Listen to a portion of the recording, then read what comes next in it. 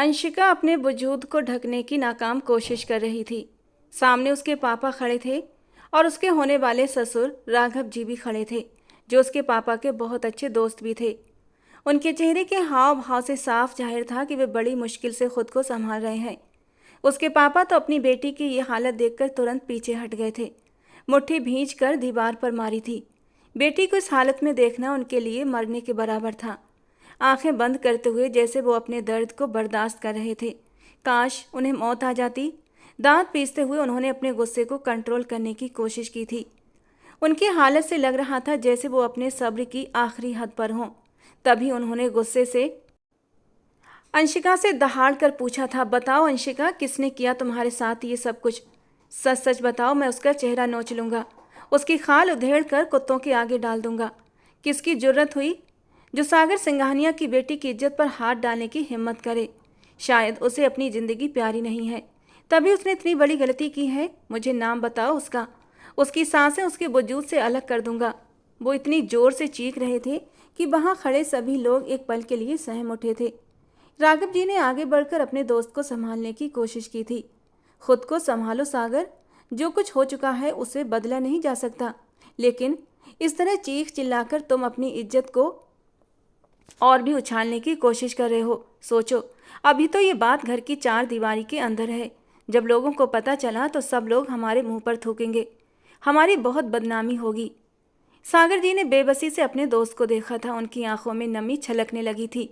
राघव, बेइज्जती में कसर ही क्या रह गई है? मेरी बेटी मेरे सामने इस हाल में खड़ी है और तुम कहते हो कि मैं सब्र करूं। ये कहते हुए वो फिर से अंशिका की तरफ मुड़े थे, जो डर से बुरी तरह कांपते हुए अपने बाप को देख रही थी। बताओ अंशिका, चुप क्यों हो? किसने की तुम्हारे साथ ये हरकत? अंशिका कांप रही थी। अपने पापा को इस कदर गुस्से में देखकर उसके वजूद में एक करंट सा दौड़ गया था। उसके चेहरे पर निशान थे जिससे साफ जाहिर था कि उसके साथ जबरदस्ती हुई है। उसके पापा और राघव जी सवालों की बौछार कर रहे थे और वो खुद को चादर में लपेटे रो रही थी। उसके जिस्म में अब भी दर्द की लहरें दौड़ रही थीं। उसने धीरे से नजरें उठाईं। एक तरफ अनंत कश्यप खड़ा था, जो बड़ी मुश्किल से खुद को संभाले हुए था। अंशिका को इस हाल में देखना जैसे उसका दिल खून के आंसू रो रहा था। उसका बस नहीं चल रहा था कि पूरी दुनिया को आग लगा दे। और दूसरी तरफ कुणाल खड़ा था, जिसकी आंखों में एक अजीब सी चमक थी। अंशिका ने एक नज़र अनंत कश्यप को देखा था और एक नज़र कुणाल को, और फिर दोबारा से अंशिका ने एक बार फिर से सर झुका लिया और फिर धीरे से कांपती आवाज़ में बोली, पापा, मेरी इज्जत पर हाथ डालने वाला कोई और नहीं बल्कि अनंत कश्यप है। उसने एक ही सांस में जैसे एक धमाका किया था और उस धमाके में जैसे सब कुछ तबाह हो चुका था। लिविंग रूम में बैठे जैसे हर तरफ सन्नाटा छा गया था। ऐसा लगा जैसे सबकी सांसें थम गई हों। कोई यकीन नहीं कर पा रहा था कि अनंत ऐसा कर सकता है। किसी के भी वहमो गुमान में ये बात नहीं थी। सबकी नज़रें अनंत कश्यप की ओर उठी थीं, जबकि सामने खड़ा अनंत, जो इस इंतजार में था कि अंशिका सच बताए और वो उस दरिंदे का सिर फोड़ दे, उसे ऐसी सजा दे कि उसकी 7 नस्लें भी कांप जाएं। लेकिन अंशिका के मुंह से ये सुनकर जैसे वो पत्थर का हो गया था। उसके चेहरे का रंग एकदम पीला पड़ चुका था। वो बेयकीनी से अंशिका को देखे गया। हाँ ठीक है, बचपन से लेकर अब तक अंशिका ने सिर्फ उसका इस्तेमाल ही किया था, लेकिन आज इतनी बड़ी बात वो इतने आराम से कह देगी? अनंत को विश्वास नहीं हो रहा था। उसके होंठ कुछ कहने के लिए हिले थे, लेकिन उसके अंदर इतनी हिम्मत नहीं थी कि अपने होंठों को खोल सके। उसके होंठ हल्के से कांप कर रह गए थे। वो बोलना चाहता था, अपनी सफाई में कुछ कहना चाहता था, लेकिन कह न सका। जैसे उसकी जबान उसके तालू से चिपक गई थी। अंशिका में अब इतनी हिम्मत नहीं थी कि वो उसकी तरफ देख सके। अपनी बात कहकर उसने दोबारा नजरें नहीं उठाई थीं, लेकिन उसके पापा सागर सिंघानिया ने एक पल की भी देर नहीं की थी। वो तुरंत आगे बढ़े और गुस्से में गरजते हुए बोले, नाली का कीड़ा, नीच इंसान, तुझसे ये उम्मीद नहीं थी। तुझे बचपन से पाला पोसा, खिलाया पिलाया, पढ़ाया लिखाया, तुझे इतना बड़ा किया और तू इस घर के नमक की ही बेईमानी कर बैठा। तेरी इतनी हिम्मत, जिस थाली में खाया उसी में छेद कर दिया। तेरी माँ भी ऐसी ही थी और तू भी अपनी माँ की तरह ही निकला। गलती मेरी ही थी। मैं क्यों भूल गया कि जब तेरी माँ बदचलन बद किरदार थी तो तू कैसे ऊंचे कैरेक्टर का हो सकता है।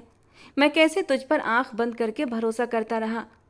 वो इतने जोर से गरज रहे थे कि एक पल के लिए तो अनंत को कुछ दिखाई और सुझाई नहीं दे रहा था कि वो क्या कह रहे हैं। जबकि अपने पापा की गरज सुनकर अंशिका फर्श पर गिर पड़ी। उसका दिल जैसे सीने से बाहर उछलने को था। उसने कहने को तो अनंत कश्यप का नाम ले लिया था, लेकिन अब आगे उसका क्या अंजाम होना था, ये सोचकर उसका दिल बुरी तरह कांप उठा था। उसी वक्त कुणाल उसके करीब आया था और हल्की हंसी के साथ उसके कानों में फुसफुसाकर बोला, thank you so much Anshika, मेरी जान, मेरी सोनू, मेरे जिगर के टुकड़े। देखो, मैं जानता था तुम मेरे साथ ऐसा नहीं करोगी। मैं तो तुम्हारी मोहब्बत हूं ना, और अपनी मोहब्बत को कोई नीलाम थोड़ी ना होने देता है। आज मुझे खुद पर गर्व महसूस हो रहा है कि तुम मुझसे कितनी मोहब्बत करती हो। अंशिका ने अपनी आंसू भरी निगाहों से कुणाल को देखा था, जिसके चेहरे पर शर्मिंदगी का एहसास तक न था। अंशिका की आंखों में आंसू उमड़ पड़े। उसने कुणाल की तरफ एक जख्मी नज़र से देखा, जो ये सब करने के बावजूद भी मुस्कुरा रहा था, जैसे उसे कुछ फर्क ही ना पड़ा हो। शायद पहली बार अंशिका के जमीर ने उसके चेहरे पर एक जोरदार तमाचा मारा था। उसने नजरें उठाई, सामने देखा, जहां उसके पापा और राघव अंकल अनंत को घर से धक्के मार कर निकाल रहे थे, गालियां दे रहे थे, और वो बिना कोई उफ किए सबकी मार खाता हुआ घर की दहलीज के बाहर गिरा था। एक ठंडी आह जो शायद आसमान तक पहुंच चुकी थी। अनंत कश्यप की सिर्फ एक नज़र उठी थी अंशिका के ऊपर। अंशिका की नज़रें अनंत की नज़रों से चार हुई थीं, और उन नज़रों में क्या कुछ नहीं था, ऐसी जख्मी निगाहें कि अंशिका का पूरा वजूद कांप उठा। उसने कांपते होठों से फुसफुसाया, हे भगवान, ये मैंने क्या कर दिया। अंशिका चाय और बिस्किट की ट्रे लेकर कमरे में दाखिल हुई, लेकिन अगले ही पल वो जैसे बही जम गई, क्योंकि सामने बही बैठा था। हाँ, वही इंसान जिसे देखकर गुस्से से उसकी धड़कनें हमेशा बेकाबू हो जाया करती थीं, जिसे देखकर उसके वजूद में बेचैनी भरी एक सिहरन दौड़ जाती थी। अनंत को सामने अचानक देखकर उसके हाथ से ट्रे छूटने ही वाली थी, पर किसी तरह उसने खुद को संभाल लिया। उसके नाजुक गुलाबी चेहरे पर आई घबराहट को अनंत ने भी बहुत अच्छे से भांप लिया था। अगले ही पल वो हल्का सा मुस्कुराया। अंशिका का चेहरा गुस्से से लाल हो गया। उसकी होने वाली सास यानी कुणाल की माँ जब घर आई थी तो वो अकेली थीं, इसलिए अंशिका ने सिर्फ उनके लिए ही चाय बनाई थी। लेकिन अनंत अचानक यहाँ कैसे आ गया, ये उसे समझ न आया। उसने रेणु जी के सामने चाय का कप रखा ही था कि तभी अनंत ने गला साफ करते हुए कहा, और मेरा कप। अनंत कश्यप की निगाहें जब अंशिका के वजूद पर घूमी तो उसे घबराहट होने लगी। हड़बड़ाकर अंशिका बोली, सॉरी, अभी बनाकर लाती हूँ। मुझे नहीं पता था कि आप भी मुंह उठाकर, मेरा मतलब है अचानक आ जाएंगे। इतना कहकर उसने जबरदस्ती मुस्कुराने की कोशिश की और वापस किचन की ओर चल पड़ी। उसे तो बचपन से ही अनंत कश्यप से चिढ़ थी। अजीब इंसान था, हर बात पर बड़ा बनने का नाटक करता। बचपन में उसकी वजह से जितनी बार अंशिका को अपने पापा से डांट पड़ी थी, वो सब उसे आज भी याद था। भले ही वो पढ़ाई पूरी कर अब शहर से गांव वापस आ चुका था, मगर आज भी उसे बिल्कुल वैसा ही लग रहा था। बचपन में भी अंशिका ने उसे तंग करने का कोई मौका हाथ से जाने नहीं दिया था, और अब भी वो उसे छोड़ने वाली नहीं थी। वो तो बचपन से ही बहुत शरारती हुआ करती थी। अनंत कश्यप को तंग करना तो मानो उसका पसंदीदा शौक हुआ करता था। उसने अपने दुपट्टे को कमर पर एक तरफ कसकर बांधा और मन ही मन बुदबुदाने लगी, अनंत के बच्चे, तुझे चाय पीनी है ना? आज ऐसी चाय पिलाऊंगी कि तुझे अपनी अनजान नानी, दादी, बुआ, चाची सब याद आ जाएंगी। इतना कहकर उसने चुटकी बजाई और अपने चेहरे पर आई लटों को कान के पीछे किया और चाय बनाने लगी। दूध कम और पानी ज़्यादा डाला, चीनी की जगह नमक और ऊपर से सफ़ेद मिर्च पाउडर भी मिला दिया। एक चम्मच हल्की सी अपने मुंह में डाली तो मिर्चों से उसका मुंह जल गया। तभी उसे अपने पीछे किसी की मौजूदगी का एहसास हुआ था और वो तेजी से पलटी। सामने देखा तो अनंत वहीं सामने खड़ा था। अंशिका एकदम से घबरा गई। मन ही मन सोचने लगी, कहीं उसने मुझे ये सब करते हुए देख तो नहीं लिया। लेकिन वो तो बस गौर से उसे ही देख रहा था, और फिर धीरे धीरे चलते हुए वो उसके करीब आया था।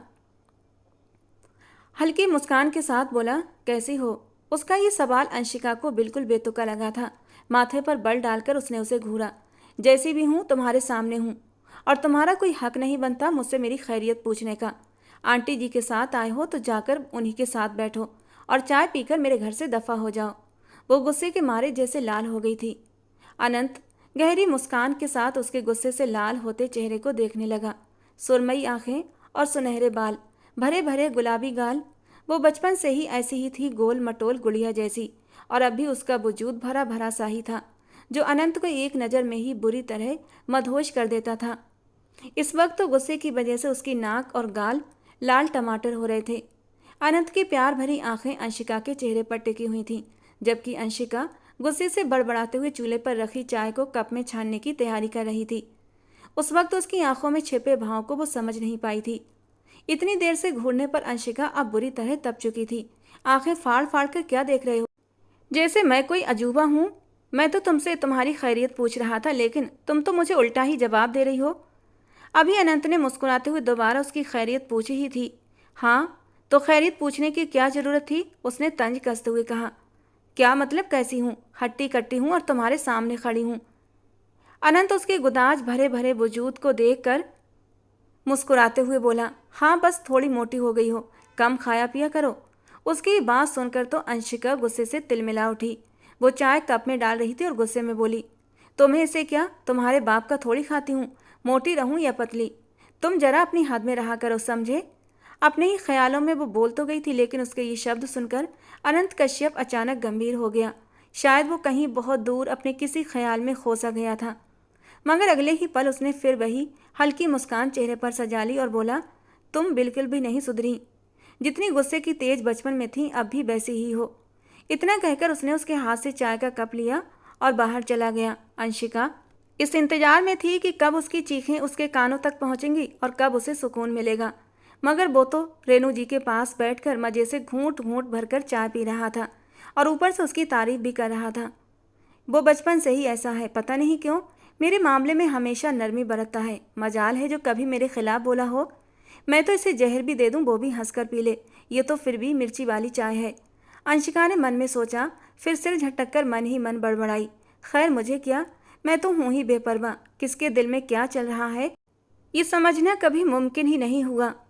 अंशिका बचपन से ही अपने पापा के दोस्त राघव जी के बेटे कुणाल को चाहती थी। दोनों का घर एक ही मोहल्ले में था, आना जाना भी खूब लगा रहता था।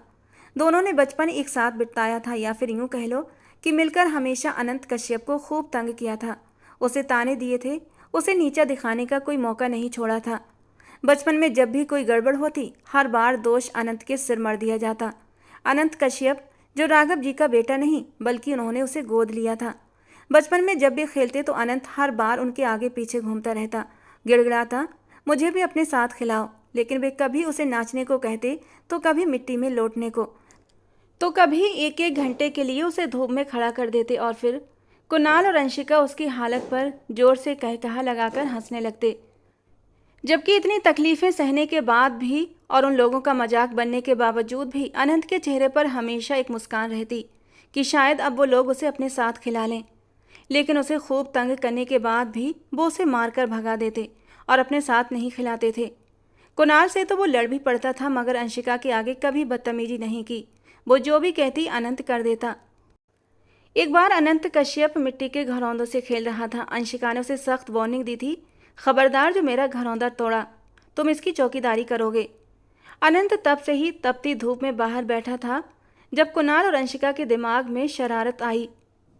कुणाल आंगन में बिछी दरी पर पड़ी लाल मिर्चें उठाकर ले आया और एक प्लेट भरकर अनंत के सामने रख दी। अनंत कभी अंशिका का चेहरा देखता तो कभी उन मिर्चों को, फिर मासूमियत से बोला, अंशिका ये मिर्चें क्यों लाई हो? इन्हें हाथ मत लगाना, बहुत जलन होगी, आंखों में पानी आएगा। लेकिन अगले ही पल अंशिका हंसते हुए बोली, अरे बुद्धू, कुछ नहीं होगा। अच्छा बताओ, क्या तुम हमारे साथ खेलना चाहते हो? जैसे मैं कुणाल के साथ खेलती हूँ वैसे ही तुम्हारे साथ भी। अनंत कश्यप ने झट से सिर हिला दिया। हाँ, मैं भी तुम्हारे साथ खेलना चाहता हूँ।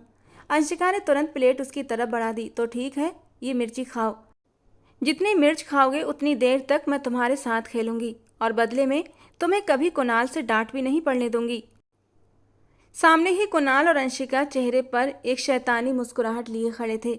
दोस्ती के नाम पर अनंत इतना अंधा हो गया कि उसने लाल मिर्च उठाकर खाना शुरू कर दिया। अभी उसने एक ही मिर्च खाई थी कि उसकी हालत खराब हो गई। सामने कुणाल पानी का गिलास लेकर खड़ा था। जैसे ही अनंत उसके पास गया, कुणाल ने पानी जमीन पर गिरा दिया। मिर्ची इतनी ज़्यादा तेज थी कि खांसते खांसते उसका बुरा हाल हो गया था। आँख और मुंह से बुरी तरह पानी बहने लगा। और तब रेणु जी बाहर आई थी। उसकी हालत देखकर वो बुरी तरह बेचैन हुई। जल्दी से उठाकर उसे अंदर ले गई, उसे ठंडा पानी पिलाया। काफ़ी देर बाद उसकी हालत सुधरी थी। उन्होंने कुणाल और अंशिका को खूब डांटा था, लेकिन अनंत ने अंशिका की कोई भी गलती नहीं बताई। वो उसे साफ बचा गया। कहने लगा, नहीं आंटी, मिर्ची मैंने खुद ही खाई थी, इन लोगों ने नहीं कहा था। अनंत को वो दिन अच्छे से याद थे, कैसे दोनों मिलकर उसे सताते थे। अक्सर उनकी वजह से उसे चोट भी लग जाती थी। रेणु जी कुणाल और अंशिका को डांटती और कहती, ये भी तुम्हारा भाई है, दोस्त है, इसके साथ अच्छा व्यवहार किया करो। लेकिन अंशिका को तो बचपन से ही उससे चिढ़ थी। जब से राघव जी उसे अपने घर लाए थे, उसे अनंत अजीब लगता था, गंदा और बदसूरत। वो उसे कभी भी अपना दोस्त मान ही नहीं पाई थी, जैसे कुणाल को मानती थी। उसके दिमाग में बस एक ही बात बैठी थी कि ये तो गंदे घर से आया है। इसकी माँ भी बुरी थी और इसका बाप भी। अंकल जी ने इस पर एहसान किया जो इसे बेटा बनाकर रखा। शायद यही वजह थी कि वे हमेशा अनंत को नीचा दिखाने का कोई भी मौका नहीं छोड़ती थी। लेकिन अनंत कश्यप ने कभी उसके साथ बदतमीजी नहीं की थी। राघव जी ने जैसे अपने बेटे कुणाल को पढ़ाया लिखाया, वैसे ही अनंत को भी। राघव जी और रेणु जी की सारी मोहब्बतें उसे भी मिली थीं। कुणाल और अनंत जैसे जैसे बड़े हुए, अंशिका के दिल में कुणाल के लिए खास जगह बनने लगी। कुणाल और अनंत दोनों ही शहर से पढ़ाई करके आए थे, जबकि अंशिका ने अपने ही इलाके के एक अच्छे कॉलेज से पढ़ाई पूरी की थी और अब माँ के कहने पर घर गृहस्थी सीख रही थी। उसके घर में पैसे की कोई कमी नहीं थी और पढ़ाई का कोई खास ज़्यादा शौक भी नहीं था, इसलिए पढ़ाई को बाय बाय टाटा बोलकर वो अब घर गृहस्थी संभालने लगी थी। कब कुणाल और उसकी मोहब्बत परवान चढ़ी ये दोनों जान ही न सके। अब तो अक्सर घंटों फ़ोन पर बातें होती, मैसेज चलते रहते, उन्हें तो बस एक दूसरे का साथ ही काफ़ी था। लेकिन कुणाल के दिल में अब भी अनंत के लिए बही नफरत थी। वो अक्सर उसे ताने मारता, तू हमारे टुकड़ों पर पलता है, अपनी औकात में रहे, तुझमें और हमारे घर के नौकरों में कोई फ़र्क नहीं। इस हकीकत को स्वीकार कर ले कि तू नौकर है और नौकर ही रहेगा, खुद को इस घर का मालिक मत समझ। इस बात पर राघव जी ने एक दिन कुणाल को थप्पड़ भी मारा था, क्योंकि उन्होंने अनंत को बिल्कुल अपने सगे बेटों की तरह पाला था। वो कुणाल को कभी गुस्से से तो कभी प्यार से समझाते, लेकिन फिर भी वो अकेले में अनंत को बातें सुना ही देता था। कुणाल और अंशिका की रजामंदी को देखते हुए दोनों परिवारों ने उन दोनों का रिश्ता भी तय कर दिया था। एक दिन अंशिका कुणाल की बर्थडे पार्टी में गई। उसने कुणाल के लिए ढेर सारे गिफ्ट्स खरीदे थे, लेकिन सबसे बड़ा गिफ्ट तो वो खुद ही थी। अब दोनों जवान थे। कुणाल तो वैसे भी बहुत रोमांटिक था, कितनी ही बार कह चुका था, मुझे तुमसे एक किस चाहिए, तुम हमेशा दूर दूर क्यों रहती हो। अरे हमारी शादी होने वाली है, मैं कोई तुम्हारा बॉयफ्रेंड थोड़ी हूँ जो तुम्हें धोखा देकर भाग जाऊँगा। मेरा कितना दिल करता है कि तुम्हारे करीब आऊँ, तुम्हें छूकर महसूस करूँ। क्या तुम्हारा दिल नहीं करता मेरे करीब आने का। वो अपनी बेबाक नज़रों से अंशिका को देखते हुए बोलता और कुणाल की बातों पर अंशिका शर्म से लाल हो जाती और बहाना बनाकर वहाँ से भाग जाती, जबकि कुणाल एक ठंडी सांस लेकर रह जाता। उसका दिल अब अंशिका को पाने के लिए बुरी तरह मचलने लगा था। अक्सर जब दोनों को अकेले में समय बिताने का मौका मिलता तो कुणाल उसे अपनी बाहों में ले लेता, जबकि अंशिका उसकी बाहों से जल्दी से निकल जाती। प्लीज़ कुणाल, इस तरह मेरे करीब मत आया करो, मुझे अच्छा नहीं लगता। अंशिका के नाराज़ होने पर कुणाल अंशिका के साथ इधर उधर की बातें करने लगता, लेकिन वो अपने जज्बातों का क्या करता। जब भी अंशिका उसके करीब होती थी, उसका खुद पर कंट्रोल ही नहीं रहता था। कुणाल तो खुशी में इतना डूब जाता कि अंशिका के करीब जाने के बहाने ढूंढता, लेकिन आज तक अंशिका ने उसे अपनी हदें पार करने नहीं दी थी। वो उसे एक सीमा में ही रखती थी। अगर साथ बैठे बैठे कुणाल खुद पर काबू नहीं रख पाता और अपनी हदें लांघने लगता, तो अंशिका फ़ौरन खुद को छुड़ाकर वहाँ से चली जाती। इस बात पर कई बार दोनों में झगड़ा भी हो चुका था। अंशिका ने उसे साफ कह दिया था कि मैं सिर्फ इस शर्त पर अकेले में मिलूंगी कि तुम मुझसे कोई गलत हरकत नहीं करोगे और ना ही कोई रोमांस की बात करोगे। अगर सिर्फ सामान्य बातें करनी है तो बताओ, वरना मैं मिलने नहीं आऊँगी। लेकिन फिर भी कुणाल बहाने बहाने से उसकी कमर छूकर, कभी गर्दन पर हाथ रखकर तो कभी उसके गालों पर हल्के से स्पर्श करके कुछ न कुछ तसल्ली पा ही लेता था। लेकिन कुणाल के दिल को पूरी तरह सुकून नहीं मिलता था। वो तो बस अंशिका को अपने होठों से छूना चाहता था। बार बार उसकी ये बातें सुनकर आज अंशिका ने सोच ही लिया था कि आज उसकी बर्थडे पर उसकी ये इच्छा भी पूरी कर ही देती हूँ। आखिर गलत क्या है, वो मेरा होने वाला पति है। कुछ ही महीनों में हमारी शादी वैसे ही हो जानी है, और अगर वो मुझे एक किस कर लेगा तो गलत क्या है, ये सोचकर वो खुद ही खुद शर्म से लाल हो गई थी। पहली बार कुणाल के इतना करीब जाने की बात सोचकर ही अंशिका के बदन में एक अजीब सी सिहरन दौड़ गई थी। उसने अपनी बेकाबू होती धड़कनों को संभाला और बर्थडे पार्टी में जाने के लिए दिल से तैयार हुई थी। पूरे वजूद को उसने खुशबुओं से महका लिया था। घर पर ही बर्थडे पार्टी का इंतजाम किया गया था। कुणाल ने सारे काम अनंत कश्यप के जिम्मे लगा दिए थे। पार्टी शुरू हुई तो अंशिका और कुणाल मेहमानों से बातें कर रहे थे, जबकि अनंत को एक नौकर की तरह काम पर लगा दिया गया था। कुणाल बार बार उसे ताने मारता, मेरे दोस्तों को अभी तक कोल्ड ड्रिंक्स क्यों नहीं दी, जाओ जल्दी से देकर आओ। जितना हो सकता था वो उसकी बेइज्जती कर रहा था, लेकिन अनंत बस चुपचाप हर बात सुनता और हल्की मुस्कान लिए अपना काम करता रहा। अंशिका ने आज गुलाबी रंग की फ्रॉक पहनी थी। उसके खुले बाल कंधों पर बिखरे थे। उसकी गोरी गुलाबी रंगत पर ये रंग बेहद जच रहा था। उसने नोट किया कि अनंत उसे सर से पांव तक सराहने वाली नज़रों से देख रहा था, लेकिन उसे उसकी कोई परवाह नहीं थी। बेपरवाही से कंधे उचकाते हुए उसने अनंत को इग्नोर किया था। केक कटिंग खत्म होते ही कुणाल अंशिका को अपने कमरे में ले गया। उसने हंसते हुए कहा, चलो मेरा गिफ्ट दो, और कितना इंतजार करवाओगी? सुबह से सुन रहा हूँ कि आज मुझे मेरा पसंदीदा गिफ्ट मिलेगा, लेकिन वो है कहाँ? तुम जानती तो हो मेरे लिए हर गिफ्ट से बढ़कर तुम हो। जब तक तुम मुझे मेरा मनचाहा गिफ्ट नहीं दोगी मैं तुमसे नाराज ही रहूँगा। ये कहते हुए उसने अंशिका को बाहों में भर लिया और गोल गोल घुमा दिया। इस वक्त वहाँ कोई नहीं था। कुणाल उसे और भी अपने सीने से भींचता जा रहा था और उसकी नाजुकता को महसूस करके बुरी तरह मदहोश हो रहा था।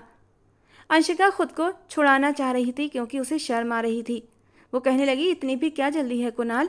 आज तुम्हें तुम्हारा मनपसंद गिफ्ट देने ही तो आई हूँ, तो देकर ही जाऊंगी, लेकिन पहले दरवाज़ा तो बंद कर लो। लेकिन कुणाल हंसते हुए बोला, सब नीचे पार्टी में बिजी हैं, तुम्हें किस बात का डर है? अब जल्दी से मुझे एक किस्सी दे दो। अब बिल्कुल भी सब्र नहीं होता। वो उसे अपनी बाहों में भींच चुका था। एक हाथ उसकी कमर पर धीरे धीरे सरक रहा था। कुणाल की गर्म सांसें अंशिका की गर्दन को छूने लगी थीं। कुणाल की उंगलियों का नरम एहसास अंशिका के दिल में एक अजीब सी गुदगुदी पैदा करने लगा। अंशिका जैसे उसकी मदहोश करने वाली छुअन में खोती जा रही थी। वो एक पल के लिए उसके होठों के करीब अपने होंठ लेकर गई थी। दोनों की सांसें आपस में बुरी तरह घुलने मिलने लगी थीं। कुणाल मदहोश होकर उसके नरम नाजुक होठों को छूने ही वाला था कि अचानक दरवाज़ा एक झटके से खुला था। दरवाज़ा खुलते ही दोनों घबराकर अलग हो गए। सामने ही अनंत कश्यप खड़ा था। उसने जो कुछ देखा था उसे देखकर उसकी आंखें सख्त हो चुकी थीं। माथे पर गुस्से के मारे बल पड़ चुके थे। उसने गहरी आवाज़ में कहा, कुणाल नीचे आओ, पापा तुम्हें बुला रहे हैं।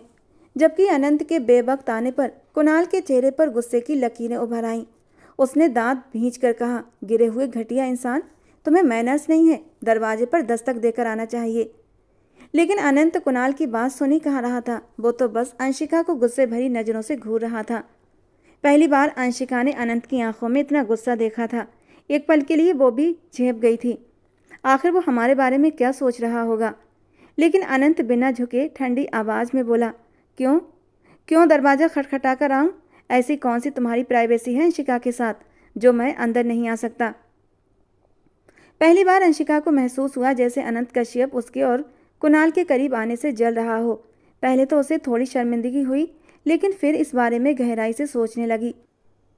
मगर अनंत जब कमरे में आया तो उसकी आंखों में गुस्सा भरा हुआ था।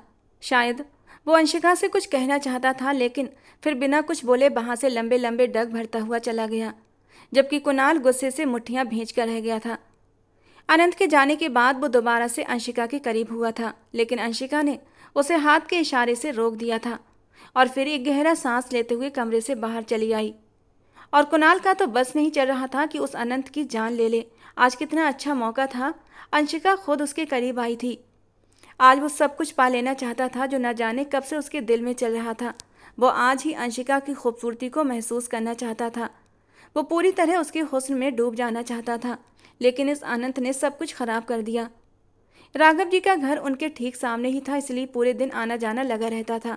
उस दिन अंशिका जिस तरह कुणाल को मना करके अपने घर चली आई थी, अब उसे ये सोचकर बुरा लग रहा था कि कुणाल कहीं नाराज ना हो जाए। वो उसे कॉल करने के बारे में सोच ही रही थी, तभी अंशिका के फ़ोन पर कुणाल की कॉल आई। अंशिका, तुम सोच भी नहीं सकती ये अनंत कश्यप क्या कर रहा है आजकल। जानना चाहती हो तो जल्दी से मेरे घर आ जाओ, तुम भी सब कुछ जानकर हैरान रह जाओगी। घबराकर वो भागी भागी राघव जी के घर पहुंची थी। कुणाल ने उसकी ओर अपना मोबाइल बढ़ाते हुए कहा, देखो देखो उस अनंत कश्यप के बच्चे को। अंशिका ने हैरानी से उसकी ओर देखा। पहेलियां मत बुझाओ कुणाल, साफ साफ बताओ कहना क्या चाहते हो, आखिर वो कर क्या रहा है? अगले ही पल कुणाल ने अनंत का मोबाइल उसकी आंखों के सामने कर दिया। स्क्रीन पर उसकी आज की कई तस्वीरें सेव थीं। ये देखो, ये अनंत ने तुम्हारी तस्वीरें अपने फ़ोन में सेव कर रखी हैं और रात को बाहर बैठकर इन्हें देख रहा था। कुणाल ये सब उसे हंसते हुए बता रहा था। अरे ये सड़क छाप लड़का जो हमारे टुकड़ों पर पड़ रहा है, मुझे लगता है ये तुमसे प्यार करने लगा है। और अंशिका के पूरे बदन में सिहरन दौड़ गई। क्या अनंत कश्यप मेरे बारे में ऐसा सोच सकता है? अंशिका बुरी तरह हैरान हुई थी। और उससे भी ज़्यादा चौंकाने वाली बात यह थी कि कुणाल ये सब मजाक में कह रहा था। अगर उसकी जगह कोई और मर्द होता तो शायद गुस्से में कुछ भी कर डालता, मगर कुणाल हंसते हुए उसकी बेइज्जती कर रहा था। उस वक्त तो अंशिका ज़्यादा कुछ समझ नहीं पाई, लेकिन जब उसने खुद को अनंत के फ़ोन में कैद पाया तो एक पल को उसका पूरा वजूद जैसे ठंडा पड़ गया। पर जब उसने कुणाल को हंसते हुए देखा तो उसने भी गहरी सांस ली थी और उसकी तरफ देखकर मुस्कुरा दी। कहने लगी, आखिर वो होता कौन है मुझसे प्यार करने वाला? उसकी इतनी औकात नहीं कि सागर सिंघानिया की बेटी अंशिका सिंघानिया के सपने सजा सके। वो पहले भी उसकी नज़रों की तपिश महसूस कर ही चुकी थी। अनंत से मिलकर उसकी तबीयत अच्छे से साफ कर देना चाहती थी, पर अनंत उसने खुद को कमरे में बंद कर लिया था। न जाने कुणाल ने उसे कितनी बातें सुनाई थीं, लेकिन अब अंशिका ने तय कर लिया था कि उसे और जलाना है। उसे सजा जरूर मिलेगी मुझसे प्यार करने की।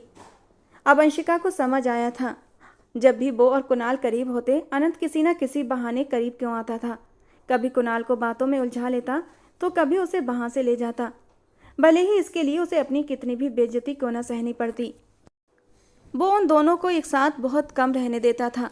उस दिन तो अंशिका अपने घर चली आई थी, लेकिन उसने सोच लिया था कल मैं क्या करने वाली हूँ। उनके जानने वालों में किसी की मौत हो गई थी, इसलिए सुबह सुबह ही राघव जी, रेणु जी और अंशिका के मम्मी पापा वहाँ जाने वाले थे। राघव जी और रेणु जी ने कुणाल से पूछा था तो उसने आलस से कहा, मुझे नींद आ रही है, अनंत को साथ ले जाएं। अनंत उन्हें छोड़ने के लिए गया हुआ था और अगले ही पल अंशिका भागती हुई कुणाल के पास पहुंच गई और बुद्ध तो जैसे उसका ही इंतजार कर रहा था। कुणाल सिर्फ बनियान और शॉर्ट्स में था। उसे देखकर मुस्कुराया और बोला, आज तो मौका भी है और दस्तूर भी, तो बताओ क्या कहती हो। ये कहते हुए उसने एक आंख दबाई और बिस्तर से उतरकर अपने दोनों हाथ आगे फैला दिए। वो उसे अपनी बाहों में लेना चाहता था, लेकिन अंशिका हड़बड़ाकर दूर हटी थी। कंट्रोल में रहो, मैं सिर्फ तुमसे मिलने आई हूँ, ऐसी हरकतें मत करो मेरे साथ। पर कुणाल शरारती लहजे में हंसते हुए बोला, अरे तुम्हें देखकर मैं खुद पर काबू नहीं रख पाता। उस दिन भी तुम मुझे तड़पता हुआ छोड़कर चली गई थी, लेकिन आज तो तुम्हें ऐसे नहीं छोड़ने वाला। आज तो शर्म के सारे पर्दे हटेंगे। उसने जो भी कहा था उसे सुनकर अंशिका शर्म से लाल हो गई, जबकि कुणाल ने आगे बढ़कर उसे अपने बाजुओं में समेट लिया। वो खुद को छुड़ाने लगी, मगर कुणाल उसके और भी करीब आ रहा था। अंशिका ने जब कुणाल को अपने और भी करीब आते देखा तो अगले ही पल ऊंची आवाज़ में बोली थी, देखो कुणाल, बार बार मेरे साथ ऐसा मत करो। मैं जो कह रही हूँ उसे सुनो, वरना मैं वापस घर चली जाऊंगी। मैं यहाँ इन सब के लिए नहीं आई हूँ। अगर तुम्हें इतना ही रोमांस सूझ रहा है तो मैं अभी वापस जा रही हूँ। इतना कहकर जैसे ही अंशिका मुड़ी, कुणाल ने उसका हाथ पकड़ लिया और सीधे अपने दिल पर रखा। कुणाल का पूरा वजूद इस समय जलते अंगारों की तरह तप रहा था। उसकी आंखों में एक बेचैनी थी, एक पागलपन था। वो गहरी भारी आवाज़ में बोला, मेरी जान, मेरे दिल की धड़कनें तो सुनो। मैं कितना बेताब हो रहा हूँ तुम्हें पाने के लिए, कैसे तड़प रहा हूँ तुम्हारी एक झलक के लिए, लेकिन तुम हो कि बस मुझसे दूर ही भागती रहती हो। देखो, ये दिल सिर्फ और सिर्फ तुम्हारा नाम लेता है। औरों का दिल तो धक धक करता होगा, लेकिन मेरा दिल सिर्फ अंशिका अंशिका करता है। और इस बात पर अंशिका भी हल्के से मुस्कुराई थी, क्योंकि सच में कुणाल के दिल की धड़कनें बेतहाशा शोर कर रही थीं। लेकिन अगले ही पल उसने अपना हाथ झटके से छुड़ाया और कमरे से बाहर भाग गई। उसने बाहर से दरवाज़ा लॉक करना चाहा, लेकिन हंसता हुआ कुणाल दरवाज़ा पकड़ चुका था। वो हंसते हुए बोला, बड़ी चालाक होती जा रही हो तुम। कहाँ तक भाग कर जाओगी, इस घर में या फिर उस घर में? लेकिन जहाँ भी जाओगी मैं तुम्हारे पीछे पहुँच जाऊँगा, जालिम लड़की। और वैसे भी न तुम्हारे घर में कोई है और ना ही मेरे घर में। इतना कहकर वो उसके पीछे भागा और अगले ही पल वो उसके करीब भी पहुँच चुका था। घर में इस वक्त सिर्फ वे अकेले दोनों थे। लिविंग रूम में भी इतने करीब खड़े थे कि उनके बीच की दूरी एक सवाल बन चुकी थी, एक ऐसा सवाल जिसका जवाब सिर्फ उनकी धड़कनों के पास था। और तभी अनंत कश्यप लिविंग रूम में दाखिल हुआ था। जैसे ही अंशिका की नज़र अनंत पर पड़ी, उसकी आंखों में शरारत की एक चमक आई थी। अगले ही पल उसने भी कुणाल के कंधों पर अपने बाजू रख दिए और उसके चेहरे के बेहद करीब जाकर धीरे से कान में फुसफुसाई थी, अनंत आ चुका है। कुणाल के चेहरे पर भी एक मुस्कान फैल गई। अगले ही पल वे दोनों अपनी हदें पार करने लगे। जैसे अनंत कश्यप को पूरी तरह नज़रअंदाज कर दिया हो। लेकिन अनंत गुस्से से उबलता हुआ खड़ा था। फिर बड़े बड़े कदमों से वो आगे बढ़ा और अगले ही पल अंशिका को बाजू से पकड़कर कुणाल से अलग कर चुका था। उसकी आंखों में गुस्से की लपटें थीं। वो गरजते हुए बोला, ये क्या बेहुदा हरकतें कर रही हो? तुम्हें जरा भी शर्म नहीं आती? कुणाल ये सब देखकर गुस्से से तिलमिला उठा। अंशिका ने खुद को छुड़ाने की कोशिश की, लेकिन इससे पहले ही कुणाल ने उसके मुंह पर एक जोरदार थप्पड़ जड़ दिया। फिर उसने अनंत का कॉलर पकड़कर उसे झकझोरते हुए कहा, अबे तू कौन होता है बीच में बोलने वाला? हम दोनों जो चाहे करेंगे, तुझे क्या तकलीफ है? क्या रिश्ता है तेरा अंशिका से? बाप है, भाई है, क्या रिश्ता है तेरा इसके साथ? एक तो एहसान किया है तुझ पर, जो तुझे इस घर में रहने दिया, और तू हमें ही सिखाने चला है। गुस्से में उसने अनंत का कॉलर खींचकर उसे जोर से धक्का दिया था और फिर आगे बढ़कर 2-4 थप्पड़ भी उसके गाल पर जड़ दिए। लेकिन इस बार अनंत भी पीछे हटने वालों में से नहीं था। उसने पूरी ताकत से कुणाल के मुंह पर घूंसा मारा था। कुणाल का सिर झटका खाकर पीछे हुआ और उसके मुंह से खून की बौछार निकल पड़ी। दर्द से कराहता हुआ वो जमीन पर गिर पड़ा और अपना जबड़ा पकड़कर चीखने लगा, गालियां देने लगा।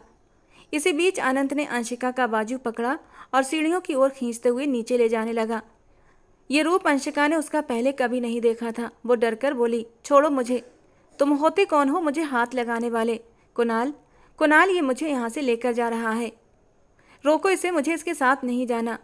लेकिन कुणाल उसकी हालत अपनी हालत में ही उलझा हुआ था। वो जमीन पर पड़ा हुआ अपने बहते हुए खून और जबड़े की तकलीफ में तड़प रहा था।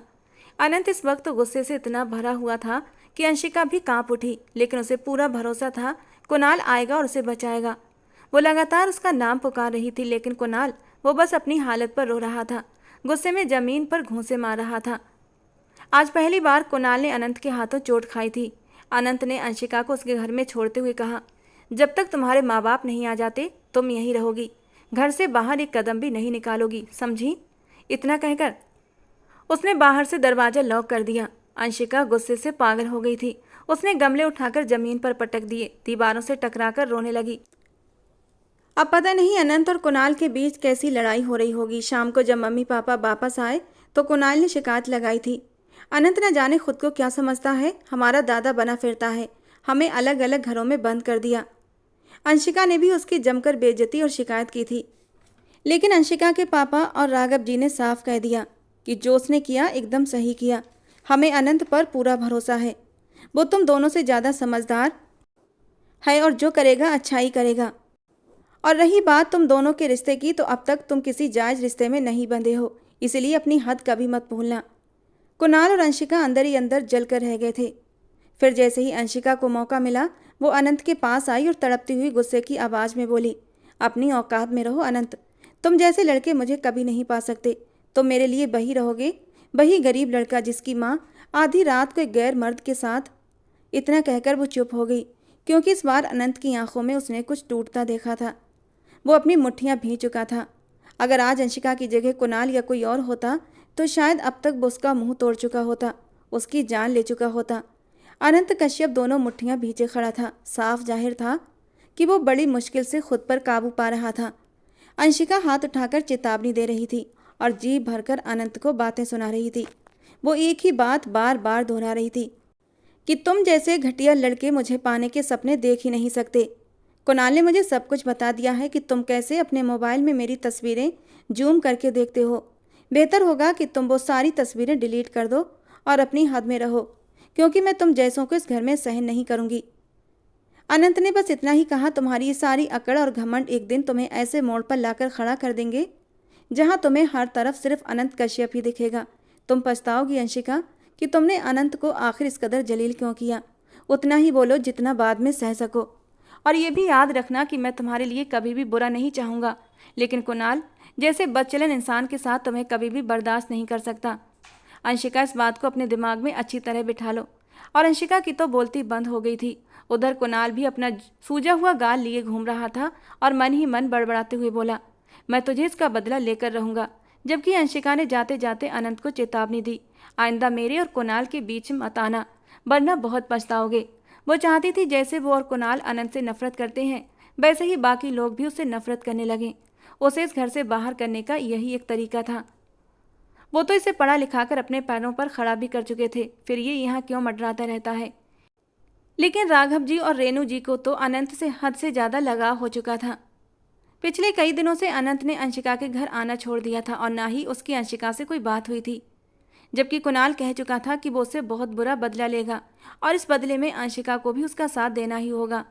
बातों ही बातों में अंशिका ने अपनी माँ के कानों में भी यही बात डाल दी थी कि अनंत बेवजह मुझसे फ्री होने की कोशिश करता है। वो मुझे और कुणाल को देखकर जलता है। उसे समय रहते यहाँ से निकाल दो, वरना पराया लड़का है, कल को न जाने क्या कर बैठे। जब अनंत घर लौटा तो देखा कुणाल लिविंग रूम में बैठा हुआ था। अनंत ने पूरी तरह से नज़रअंदाज किया और सीधे अपने कमरे में चला गया। कमरे में आकर वो फर्श पर बेड से टेक लगाए बैठ गया और आंखें बंद करके गहरी गहरी सांसें लेने लगा। उसकी आंखों में एक दर्द उतर आया था। दिल की धड़कन तेज हो चुकी थी। बार बार दिमाग में वही सवाल घूम रहा था, आखिर मेरा अतीत ऐसा क्यों है? आखिर क्यों बाकी सबकी तरह अंशिका को समझ नहीं आता? वो क्यों हर वक्त कुणाल की जुबान बोलती है? वो अपनी अकल का इस्तेमाल क्यों नहीं करती? कुणाल खुद तो बर्बाद हो ही रहा है, अब उसे भी बर्बाद कर देगा। ये सोचते सोचते अनंत की आंखों में आंसू झिलमिलाने लगे थे। बेवजह ही वो अपने अतीत के पन्ने खोलने लगा। अनंत कश्यप इन लोगों के पड़ोस में ही रहता था। उसके बचपन में ही उसके पापा उसे छोड़कर कहीं चले गए थे। जाते जाते उसके पापा ने कहा था कि वो शहर जाकर नौकरी करेंगे, लेकिन फिर कभी लौटकर नहीं आए। भूख और गरीबी से तंग आकर अनंत की माँ पहले तो लोगों के घरों में जाकर झाड़ू पोंछा करने लगी। लोगों के आगे हाथ फैलाती रही, खाने और कपड़ों के लिए दूसरों के ऊपर निर्भर रही। लेकिन जब अपने बच्चे को बुखार में तड़पते देखा तो वो बुरी तरह डर चुकी थी।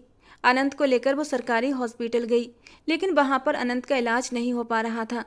प्राइवेट डॉक्टर की फीस के लिए अनंत की माँ के पास पैसे नहीं थे। अनंत की तबीयत बहुत ज़्यादा ख़राब थी। उसका बुखार उसके सर पर चढ़ चुका था। अगर उसे सही समय पर इलाज न मिलता तो वो मर सकता था। अपने बेटे की हालत माँ से देखी न गई तो उसने पहली बार अपने जिस्म को वो अपने पति के साथ बेवफाई नहीं करना चाहती थी। वो ऐसी औरत नहीं थी। लेकिन जब बेटे की भूख के आगे मजबूर हो गई तो उसने पहली बार अपने घर में किसी गैर मर्द को बुलाया। उस आदमी ने वादा किया था कि तुम मुझे खुश कर दो तो मैं तुम्हारे बेटे का इलाज कराऊंगा। लेकिन वो गैर मर्द अनंत की माँ के साथ कुछ गलत कर पाता, इससे पहले ही वो अपनी इज्जत गंवाने की बेबसी सहन न कर पाई और दम तोड़ दिया। लेकिन पूरे मोहल्ले में ये बात फैल गई कि अनंत की माँ बदचलनी करते हुए मर गई। उस समय अनंत 5 साल का था। अब उसका इस दुनिया में कोई नहीं था। राघव जी और रेणु जी को उस पर तरस आया। जो भी हो, बच्चे का कोई कसूर नहीं था। रेणु जी ने उसे अपनी ममता की आगोश में समेट लिया और तब से वो उन लोगों के साथ ही रहने लगा। और तब से कुणाल और अंशिका उसे इस बात के ताने देते आ रहे थे। पिछले कई दिनों से कुणाल लगातार अंशिका से कह रहा था कि वो उसे छूना चाहता है, महसूस करना चाहता है, लेकिन अंशिका उसे टालती रही। बस कुणाल, अगर तुम्हें इतनी ही ज़्यादा जल्दी है तो अब हमें शादी कर लेनी चाहिए। और शादी की बात पर कुणाल एक गहरा सांस लेकर खामोश हो जाता। वो अभी शादी के झंझटों में पड़ना नहीं चाहता था। उस रात अंशिका अपने कमरे में सो रही थी। उसके मम्मी पापा भी गहरी नींद में थे। तभी उसे अपने कमरे का दरवाज़ा खुलता महसूस हुआ। जैसे ही उसने लैंप ऑन किया, सामने ही कुणाल खड़ा था। अंशिका के मुंह से उसे देखकर एक चीख निकलती, इससे पहले ही आगे बढ़कर वो उसके होंठों पर अपनी हथेली रख चुका था। तुम इस वक्त यहाँ क्या कर रहे हो? अंशिका ने घबरा कर पूछा। मिलने आया हूँ अपनी जान से, और क्यों? उसके होंठों से हथेली हटाकर उसके होंठों को अपनी उंगलियों से छूने लगा था और उसके इरादे भांप कर अंशिका ने उसे धक्का दिया था। जाओ मेरे कमरे से अभी और इसी वक्त। लेकिन कुणाल ने उसकी बात काटते हुए कहा, शट अप। अब मैं जो भी करूँगा तुम मेरा साथ लोगी। तुम्हारा कोई भी बहाना नहीं चलेगा। यकीन मानो, अब मुझसे और दूरी बर्दाश्त नहीं होती। अंशिका जो कुछ सुन रही थी उस पर यकीन नहीं कर पा रही थी। उसने गुस्से से साफ इनकार कर दिया, लेकिन अगले ही पल कुणाल उस पर हावी होने लगा। अंशिका, मैं तुम्हारी एक भी बात नहीं सुनूंगा। पहले तो अंशिका को लगा कि ये कोई मजाक है, लेकिन जब कुणाल हद पार करने लगा तो वो एकदम सन्न रह गई थी। उसने अपने बचाव के लिए अपनी माँ को पुकारा। कुणाल घबरा गया। उसने झट से उसका हाथ छोड़ा और धीरे से फुसफुसाया, ये क्या कर रही हो? सब लोग जाग जाएंगे।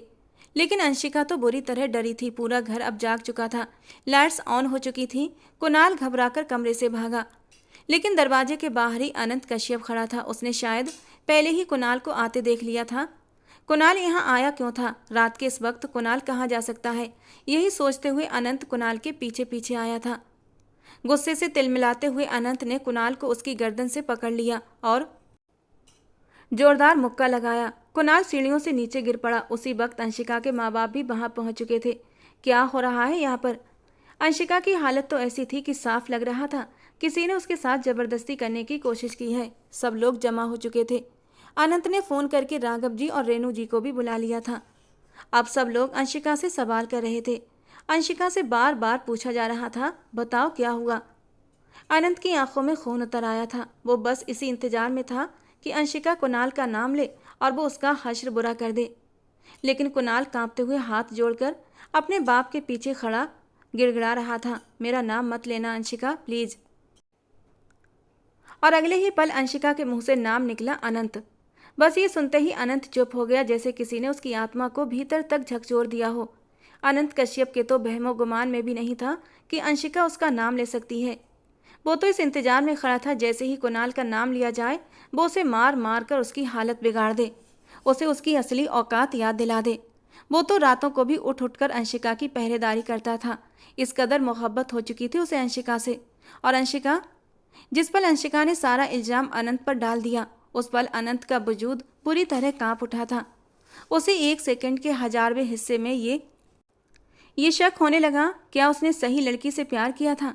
भला उसकी अंशिका उसके साथ ऐसा कैसे कर सकती थी, ये जानते हुए भी कि उसके साथ जुल्म करने वाला कोई और नहीं बल्कि कुणाल है। फिर भी उसने अनंत का नाम ले लिया। अंशिका में इतनी हिम्मत ही कहाँ थी कि नज़र उठाकर देखती। लेकिन हाँ, उसे बस इतना याद था कि आज पापा भी उसे गालियाँ दे रहे थे।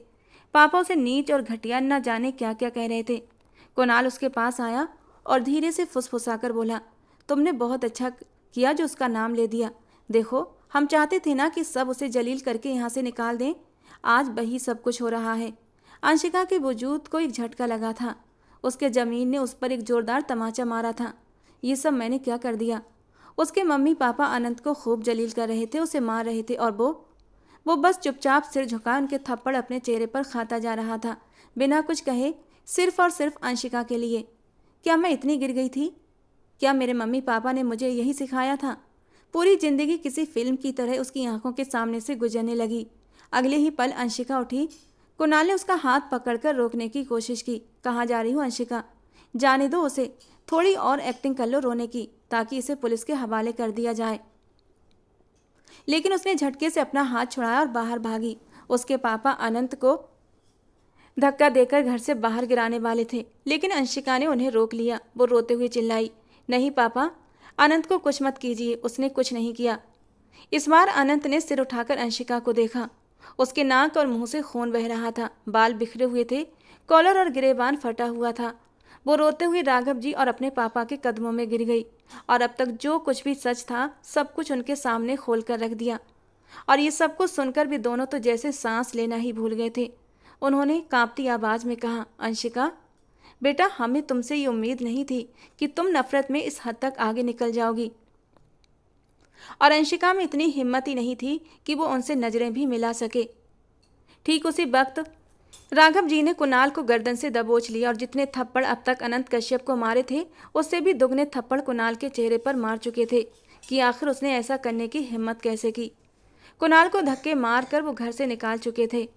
आइंदा अपना चेहरा मत दिखाना। राघव जी और अंशिका के पापा अंशिका से भी नाराज थे, उसकी माँ और रेणु जी भी, जबकि अनंत चुपचाप वहाँ से जाने लगा। अंशिका उसके सामने हाथ जोड़कर खड़ी हो गई। मुझे माफ़ कर दो अनंत, मैंने आज तक तुम्हारे साथ जो कुछ भी किया, मुझे पता है कि माफ़ी बहुत छोटा शब्द है, लेकिन बस मुझे माफ़ कर दो। तुम बहुत अच्छे हो, तुम मुझे डिज़र्व ही नहीं करते। मैंने हमेशा तुम्हारी बेइज्जती की, सिर्फ कुणाल की वजह से। हो सके तो मुझे माफ़ कर देना। वो हाथ जोड़कर रो रही थी, लेकिन अनंत ने बस उसके हाथ थामकर इतना ही कहा, मुझे तुमसे ये उम्मीद नहीं थी अंशिका। ये कहकर उसने अपने कदम बाहर जाने के लिए उठा लिए। सबने अनंत को रोकने की बहुत कोशिश की, लेकिन उस रात वो चला गया था और अंशिका बहुत रोई थी। ना कुछ खाया ना पिया। एक ही रात में अनंत कश्यप का प्यार उसकी रगों में जुनून बनकर दौड़ने लगा था। उसे हर तरह से अनंत अब कुणाल से बेहतर लगने लगा था। वो भूखी प्यासी बैठी खुद से ही बड़बड़ाने लगती, जैसे सामने कोई मौजूद हो। आखिर मैंने अनंत के साथ ऐसा क्यों किया? उसने मेरा क्या बिगाड़ा था? वो हर लिहाज से कुणाल से बेहतर था। इतना कहकर वो दोनों की तुलना करने लगती। उसने आज तक मुझ पर कभी बुरी नज़र नहीं डाली, ना ही कभी मुझे छूने की कोशिश की। उसके लिए मैं हमेशा उसकी इज्जत थी और मैं उसे बुरा समझती रही, सिर्फ कुणाल की वजह से। अंशिका के माँ बाप ने अनंत को ढूंढने की बहुत कोशिश की। कुणाल और अनंत दोनों के माँ बाप बेहद शर्मिंदा थे। जब भी साथ बैठते बस यही कहते, हमने अपनी सारी नेकी मिट्टी में मिला दी।